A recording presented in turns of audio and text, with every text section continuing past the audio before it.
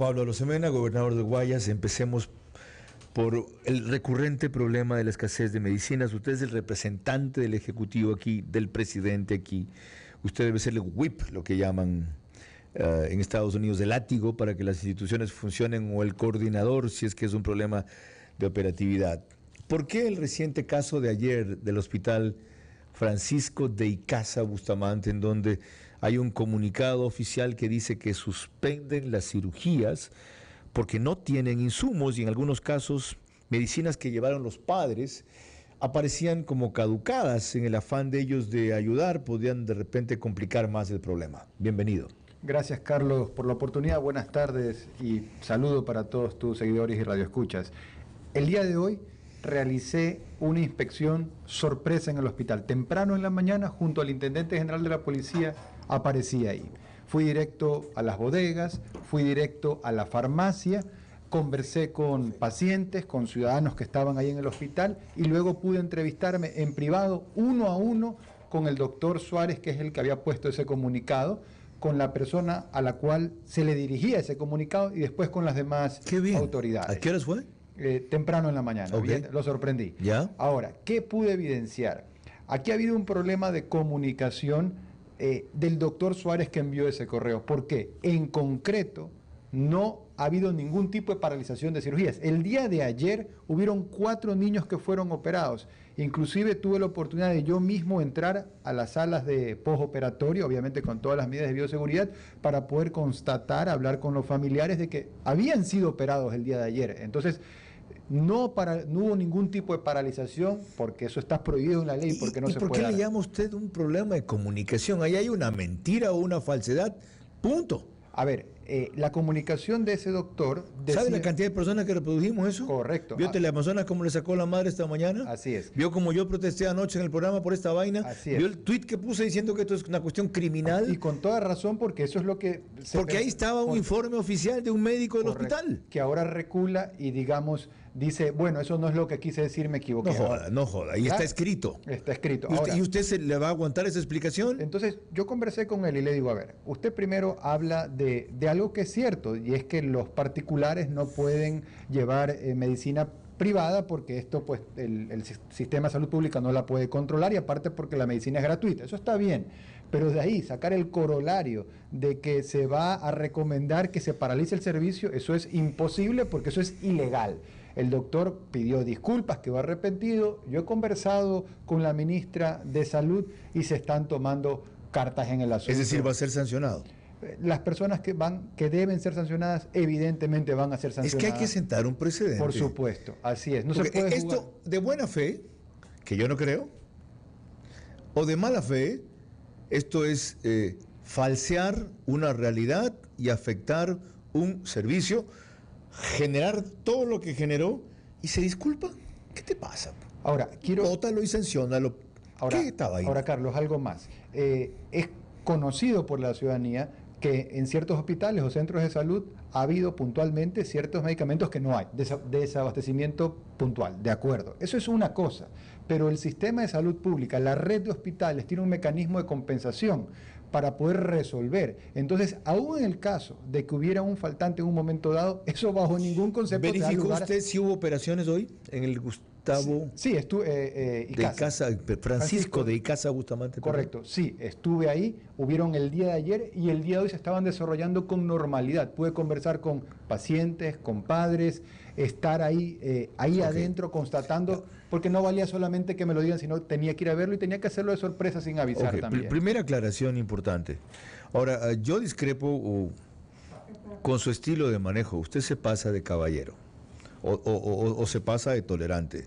Usted debía decirle a la ministra de Salud, este señor se ha equivocado, fuera de aquí, que vaya a ver dónde trabaja. Esto no puede ser así. ¿Por qué esa contemplación del gobierno con quienes se equivocan y los hacen quedar mal? Por ejemplo, ¿por qué sigue el director del SNAI ahí? Cuando todo el mundo, incluido el ministro de Gobierno, dijo que él no coincidía con el director del SNAI cuando fue recientemente a la Asamblea. Y el tipo que erró, que se olvidó, que se acobardó, lo que sea, sigue allí. Mira, te cuento algo que pasa en el sector público, y es y ha pasado con el gobierno anterior, que sacaron a personas que tenían de pronto un mal desempeño, y uno dice bien porque lo sacaron. Y vino uno peor. Y no solamente eso, sino que luego la forma en que los desvincularon estuvo mal hecha. Ya el gobierno ha tenido en casos puntuales en la aduana por que pagar indemnizaciones. Y recontratarlos. Entonces, ¿Y recontratarlos por qué? Hay casos puntuales porque los habían desvinculado por fallos de la justicia, que lo restablezcan al puesto. Entonces, existen este tipo de cosas complicadas en el Pero en el caso público. del director del SNAI se le puede pedir la renuncia.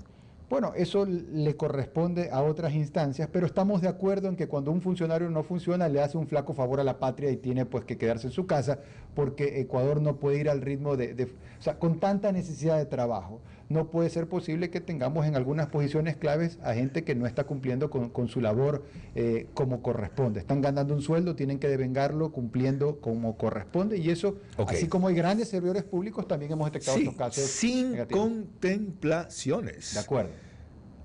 Yo decía hace un rato que los funcionarios son fusibles, que si no estallan en ese rato llevan el cortocircuito al presidente, y ustedes están permitiendo que llegue el cortocircuito al presidente. Ahora, su rol como gobernador a propósito de esto, ¿va a ser más proactivo como lo que nos acaba de contar hoy? Te digo que sí, ese es el rol de la gobernación, estar proactivo, estar en el territorio. Yo todos los días estoy en algún cantón, no solamente estamos en Guayaquil, no, estamos yo en no he dicho provincia. que no se mueve y no trabaja. De acuerdo. Sino sorpresivo. Lo que hizo hoy, así es. No lo ha hecho usted antes a cada rato. Hay que hacerlo con más frecuencia, el caer sin avisar. Lo he hecho en el registro civil por tema de cedulación, por tema de pasaportes, porque lo que necesita el gobierno, lo que quiere el presidente es que los servicios funcionen. Se tiene que ver la gestión del gobierno. A mí lo que me ha pedido el presidente es que acerque el gobierno a la ciudadanía. Ok. Ahora, en el otro tema, ustedes lanzan un plan de seguridad con 4 ejes nuevos hace 10 días, y en vez de las cosas mejorar, se empeoran. Hay 17 muertes violentas en la zona del Guasmo desde entonces. Acá ni bien lanzaron ese plan. Las cosas empeoraron. ¿Qué no funciona? ¿Qué está fallando mal? ¿Qué está funcionando mal? A ver, yo lo primero que te diría es que el plan es robusto. Ahora, el plan en acción no es inmediato todos los recursos que se van desplegando. En concreto, el presidente ha hablado de tener 30.000 policías más. Desde esta gobernación del Guayas, desde hace bastante tiempo venimos conversando del déficit de policías. De acuerdo a la norma internacional, se requiere 4 policías cada 1.000 habitantes. Ecuador tiene 2,7 policías cada 1.000 habitantes, de acuerdo a la ONU. Esto lo he dicho yo desde hace varios meses. Y ahora, una cosa muy buena, tenemos un gobierno que viene a resolver el problema del déficit policial, que es un hueco que no había sido resuelto por nadie. Pero la gente entiende. El ministro Carrillo dijo, esto es un sistema... Hay que corregir fallas estructurales en el sistema penitenciario, cambiar la dinámica para las cárceles, y de acuerdo. Seguridad ciudadana, control en las calles, delincuencia común, el orden público y la migración. Eso no se ve, y peor, con presencia disuasiva de las Fuerzas Armadas. A ver, un elemento clave en la lucha contra el crimen, el narco, el micronarcotráfico son las armas, porque Ecuador no produce armas. Entonces las armas que llegan al Guayas, dado que Guayas no tiene frontera ni con Colombia ni con Perú, atraviesan la frontera nacional, atraviesan varias provincias y fronteras intercantonales. Entonces, ¿Han disminuido los operativos de control de armas? Los operativos de control de armas CAMEX, control de armas, municiones, explosivos, los desarrolla principalmente Fuerzas Armadas. Pero han disminuido. Y los de la Policía Nacional. Yo te puedo dar fe. ¿No tiene usted la sensación de que hay gente en las Fuerzas Armadas que está boicoteando al gobierno? Es que son muchas cosas. Lo que pasó el otro día de Don Nasa, ya sé que es otra área, el Ministerio de Defensa. Lo que ocurrió con el radar, son cosas increíbles. Lo que ocurre si es que en verdad asesinaron a Nazareno. Con ellos no se da cuenta el gobierno que le están serruchando el piso. ¿No siente usted que le están serruchando el piso? ¿No tienen claro que quedaron oficiales de las Fuerzas Armadas que eran incondicionales de Correa, que alguno inclusive habló del compromiso con el socialismo, no con la Constitución, presidencia, y esa gente sigue allí y fue promovida? ¿No cree usted eso? A ver, yo creo que los tentáculos del narco y de fuerzas oscuras desestabilizadoras tratan de contaminar todo tipo de institución. Creo que eso no es algo nuevo, creo que eso es algo que está ahí de manera permanente y que luchamos contra eso, evidentemente. Pero han arremetido ahora como nunca. Es decir, es evidente que están moviendo los hilos para tumbar al presidente. Buscan Eso es en última instancia lo que están buscando. Esa es la sensación que se ha creado de descontrol, de desgobierno, de que estos tipos no atinan con nada, no hacen nada, no sirven para nada. Pero sin embargo, Carlos, lo cierto es, cuando ya vamos, digamos, a las realidades y cuando uno se mueve por distintas partes del Ecuador lo puede palpar y en la provincia del Guayas también, la reactivación que sí estamos viviendo. Los números la recogen, o sea, en un año de gobierno, todavía no es el primer año consolidado del gobierno, pero en este primer año se han generado más empleos que en los 4 años del gobierno anterior. Eso es incuestionable. La gente me lo ha dicho, yo lo he sentido. Se reconoce que hay una reactivación pronunciada y un crecimiento del empleo, aunque no el agresivo que se esperaba. Pero todo lo neutralizan problemas como este, medicinas que acabamos de hablar, y ahora inseguridad. A los 10 días que lanzan un plan, las cosas están peor. ¿Cómo puede ser? Ahora, sí quiero dar unos datos Dele. que es importante para contrastar. Cuando vemos y hacemos un contraste que hay que hacerlo, del 1 de enero al 17 de abril de este año versus el año pasado. Entonces, ¿qué es lo que vemos? Hemos realizado más operativos que los que se realizaron del 1 de enero al 17 de abril del año anterior con un gobierno distinto. Hemos desarticulado 80 bandas cuando el año pasado en el mismo periodo se habían desarticulado 54 bandas narcodelictivas. Es decir, tuvimos un incremento del 48%. Municiones, balas, hemos incautado, decomisado ilegal 31.000 municiones. El año pasado, en el mismo periodo, el gobierno anterior incautó 1.602 municiones, es decir, un incremento del 1.835%. Droga incautada es más del doble, digamos, lo que hemos incautado, 34 toneladas versus 15 toneladas. ¿Tú sabes el dato que le falta ahí? A ver. Eso es porque ahora pasa más droga por el Ecuador, que incautan más droga por el Ecuador. Eso sí quiero comentarlo, porque lo he estado escuchando a algunas personas en medios de comunicación ese argumento, y yo sí quiero hacer el contrapunto a ese argumento. El argumento dice que incautamos más droga porque simplemente se trafica más droga. Palabras más, palabras menos. ¿Viene más droga por Colombia? Ya. Eso no es exactamente preciso. ¿Por qué? Porque la producción, ilegal evidentemente, pero de cocaína en Colombia está bastante... 1.200 toneladas por año. Ese es el Pasa número por aquí más o menos el 40%. Correcto, pero a lo que voy es que no es que Colombia duplica y triplica la producción todos los años, crecen a un 5, 7, 8% año a año. Es decir, entonces, cuando uno mira la producción de Colombia en los últimos 10 años, la droga que han producido y que ha entrado al Ecuador, tiene un crecimiento, digamos, normal, pero la incautación el año pasado es sin punto de referencia, es una explosión. Están incautando casi el doble ustedes. Bueno, el año pasado fue Ergo más está del doble. pasando casi el doble también. Este año se ha incautado más del doble lo del año pasado, que ya el año pasado fue el récord histórico. Entonces lo que digo es que el ritmo de la incautación va mucho más fuerte por gestión que el ritmo del tráfico de drogas. Okay. Eso o sea, es lo que quiero decir. ¿Usted cree que se está incautando más droga porque hay mucha más eficiencia en los operativos y no porque es mucha más droga la que pasa necesariamente? Sí, y voy a decir por qué. Yo he conversado con comandantes de la policía de los gobiernos anteriores en privado, pero yo he tenido la oportunidad de conversar con ellos en la gobernación. No voy a decir los nombres, pero he conversado con ellos y ellos saben que han conversado conmigo.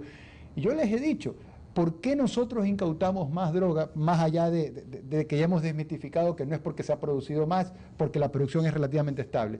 Y ellos me lo han dicho por la colaboración. Ustedes han logrado tener una mejor colaboración con aliados, con Estados Unidos en concreto, con la DEA, que lo que se había hecho en gobiernos anteriores. 240 toneladas más o menos fueron el año pasado. 210 toneladas. 210.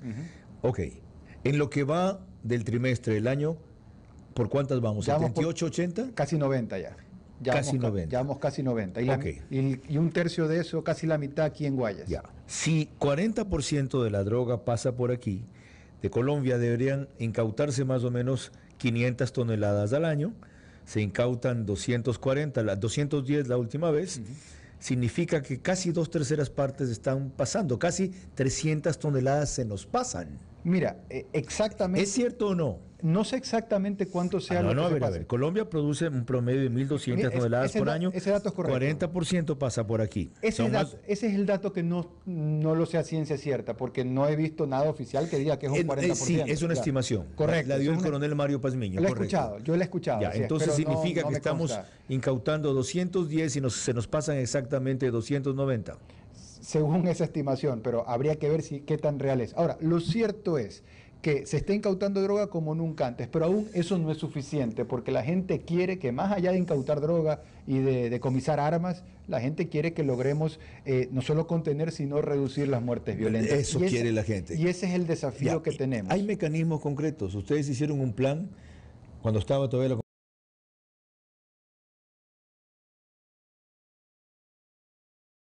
comandante de Policía General Varela, de capturar 39 sicarios que tenían en esa época identificados.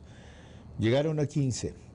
Ya, la incautación de armas sigue siendo bajísima, 65 por mes, por Dios, ¿ya? Y se vanaglorian de eso. Luego, 2 en moto es el principal instrumento, no el único. Está prohibido andar 2 en moto. La policía no detiene a los que andan 2 en motos en las horas restringidas. ¿Por qué ese tipo de cosas no funcionan? A ver, para ir comentando, en el tema de armas de fuego, puntualmente en Guayas, del 1 de enero al 17 de abril, se han incautado 919 armas de fuego. Es decir, un poco más de 200 y pico al mes. ¿Ha crecido el promedio? Sí, un promedio diario de 9, para ser precisos, en la provincia del Guayas. Eso es otra cosa. Ahora, otro dato, el grueso de esas armas, el 90% son incautadas por la Policía Nacional. Luego, Fuerzas Armadas contribuye con una cantidad diferente. De lo que estamos hablando, otra vez volvemos a lo mismo. Está claro que las Fuerzas Armadas no ponen la misma cantidad de esfuerzo que tiene que poner la policía en cosas que le corresponden a las Fuerzas Armadas. Por ejemplo, vigilancia de la frontera norte, vigilancia de la frontera sur por donde entran armas e incautación de armas en estos operativos.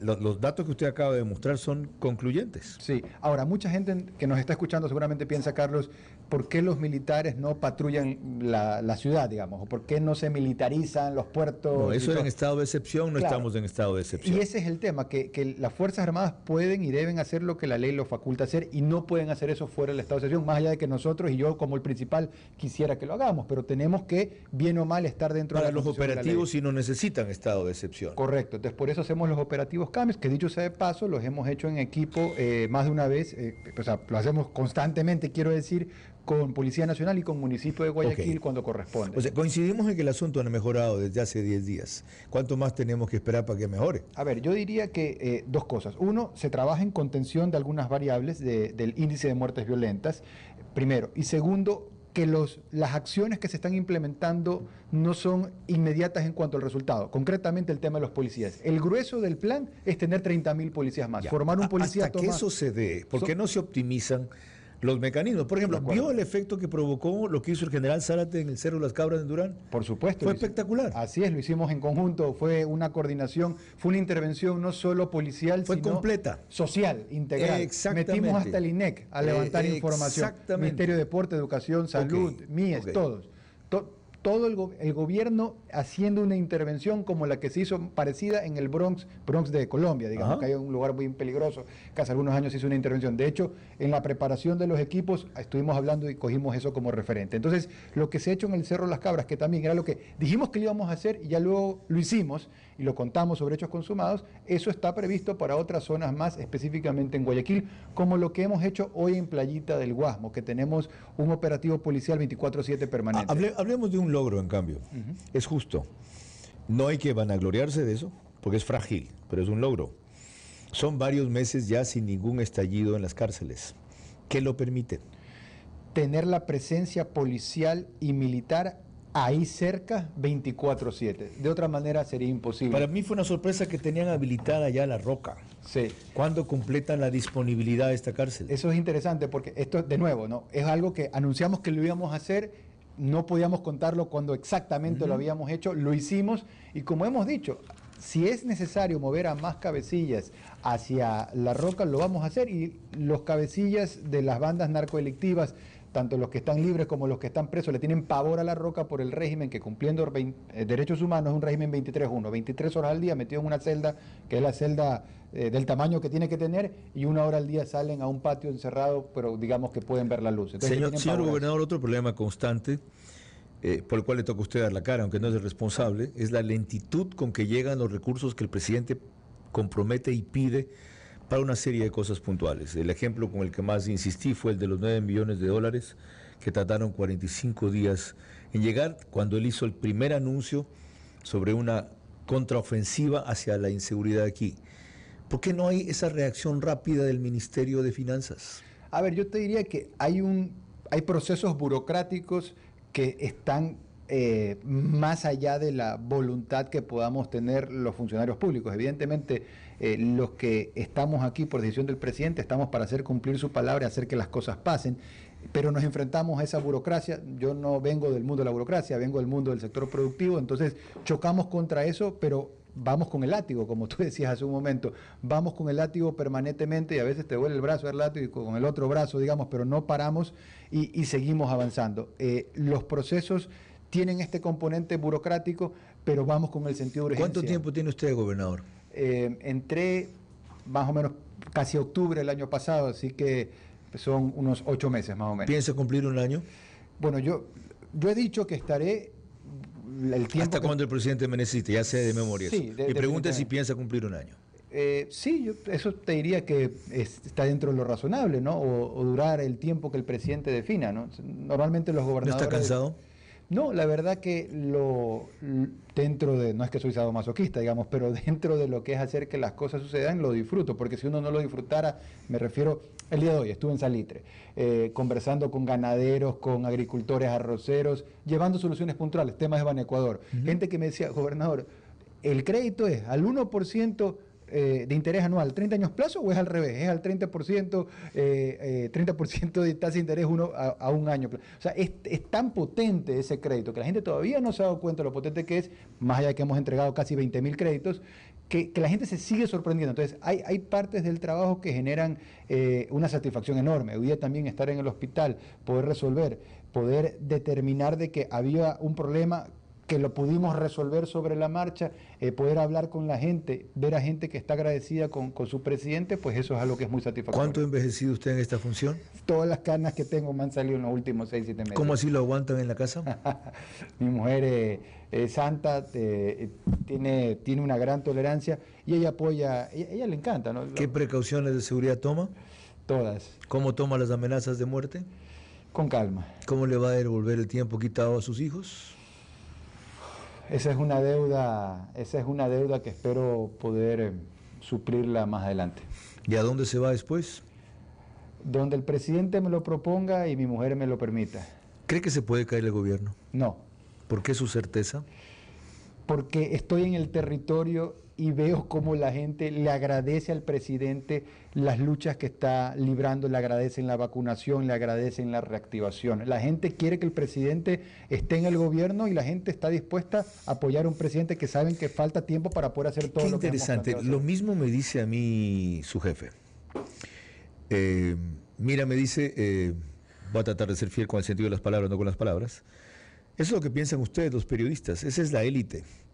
Esos son tú, Hernández, La Posta, a quienes yo aprecio, respeto y comprendo. Pero el país real es otro. Él tiene la idea de que en el Ecuador tiene un apoyo mayor del que trasciende y que la gente está más tranquila de lo que parece. ¿Cómo saber quién es el equivocado? El tiempo le dará la razón al presidente.